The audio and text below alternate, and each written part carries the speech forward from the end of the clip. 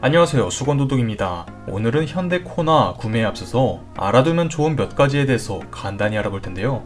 이제 제 주변에서도 야, 수건도둑아, 베뉴 사야 되냐? 코나 사야 되냐? 아니면 투싼이냐? 이렇게 많이 물어보시거든요. 그래서 오늘은 베뉴에 이어서 코나 구매에 대해서 간단히 알아보겠습니다.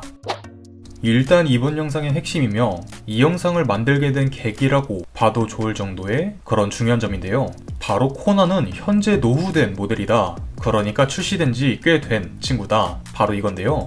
요즘 현대차의 풀체인지, 그러니까 모델이 완전 바뀌는 그런 풀체인지의 주기는 대략 5년에서 6년 정도인데요.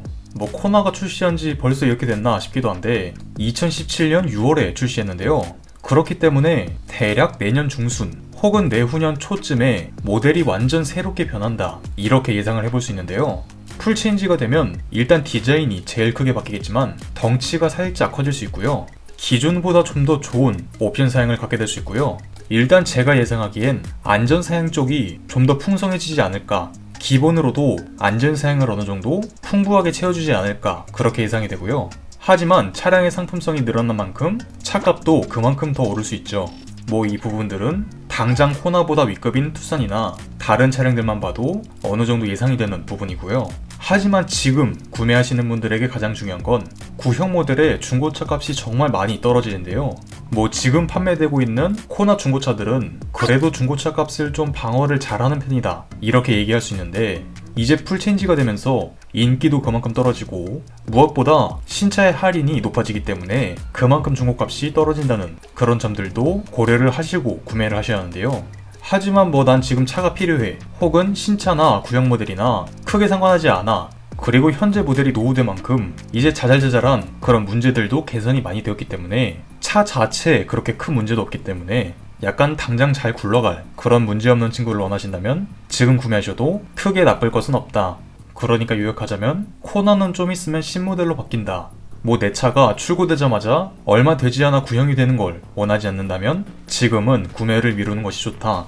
그리고 모델이 오래된 만큼 차의 완성도는 높은 편이다. 이 점들을 전부 고려해보시고 선택하시면 좋을 것 같습니다. 그리고 두 번째는 코나는 터보가 달린 차량인데요. 그러니까 코나랑 베뉴, 아반떼 모두 1600cc인데요. 이 중에서 코나만 터보라는 게 달렸는데 여기서 터보란 베뉴랑 코나, 아반떼 모두 초등학생의 폐를 가졌다고 가정했을 때 이제 베뉴랑 아반떼는 일반적인 들숨, 날숨을 하는 자연흡기 엔진이라고 보시면 되고요. 여기서 코나는 터보라는 게 달려서 베뉴랑 아반떼보다 더 큰 숨을 마시고 뱉을 수 있는 건데요. 우리가 운동을 할 때도 숨을 작게 쉬는 것보다 크게 쉬는 게 좀 더 활동을 하기 좋잖아요. 그러니까 터보를 정말 쉽게 요약하면 자동차가 숨을 좀 더 크게 쉴 수 있게 도와주는 거라고 보시면 될 것 같습니다. 그렇기 때문에 코나는 이 터보 덕분에 동급에서 거의 최고의 출력을 보여주는 차라고 생각하시면 되고요. 이제 터보의 단점에 대해서 알아보자면 일단 터보도 굉장히 비싼 부품 중 하나이기 때문에 차값이 1,200 정도 더 비싸진다는 점이 있고요. 이제 차량에 시동을 걸고 나서 바로 출발하는 것보다 이 터보가 좀 더 열을 받도록 약간의 예열과 시동을 끄기 전에 또 약간의 후열이 필요하다는 단점이 있는데요.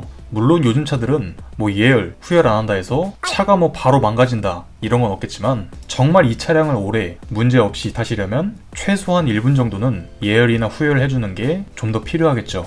그렇기 때문에 고출력이 필요하지 않은 사람들은 터보가 정말 장점만 가져다 주는 것은 아니다, 이렇게 보시면 될 것 같고요. 설명은 따로 안 했는데 연비도 약간이나마 더 낮아지겠죠. 그리고 세 번째는 패밀리카로는 비추천인데요. 코나가 덩치가 작아서 추천하라고 싶지 않다, 굳이 이것만이 아니라 제가 좀 요즘에 이 소리를 안 하려 하는데 이제 가격에 비해서 코나 값이면 좋은 선택지가 굉장히 많죠. 이제 가장 인기가 많은 중간 등급에서 가장 인기가 많은 추가 옵션 3가지를 넣은 코나가 세금 포함 약 2,800만원 정도 하거든요. 하지만 여기서 중요한 건 비슷한 옵션의 투싼이 약 3,000만원, 산타페가 약 3,200만원, 차량의 유지비나 관리 난이도 이런 거는 다 다르겠지만 산타페는 이 값이 가솔린 2.5 터보 기준이라서 유지비라도 크게 차이 나서 좀 그렇다, 이렇게 얘기할 수 있지만 투싼은 코나랑 똑같은 엔진이 들어가거든요. 유지비도 거의 차이 나지 않고 사실상 껍데기가 차이 난다, 이 정도라고 볼 수 있는데 당연히 투싼이 늦게 나왔기 때문에 가격 대비 옵션 사양이 좋긴 한데 그래도 같은 조건이면 더 좋은 선택지가 있기 때문에 굳이 코나를 살 필요가 없다, 이거를 말씀드리고 싶네요.